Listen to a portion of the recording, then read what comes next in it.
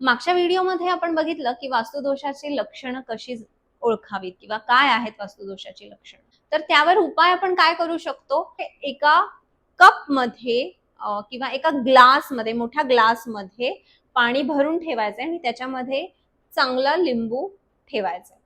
ते लिंबू जोपर्यंत वर तरंगतंय तोपर्यंत जाणा की तुमच्या इथली ऊर्जा चांगली आहे. किंवा अशी काही व्यक्ती किंवा असे काही अनवॉन्टेड एनर्जी तुमच्याकडे येऊन गेले आणि एनर्जी डाऊन झाली तर ते लिंबू आपोआप खाली जातं. जोपर्यंत ते खाली जात नाही तोपर्यंत तुमच्या घरामधली किंवा तुमच्या वास्तूमधली ऊर्जा ही चांगली आहे, चांगल्या स्वरूपाची आहे.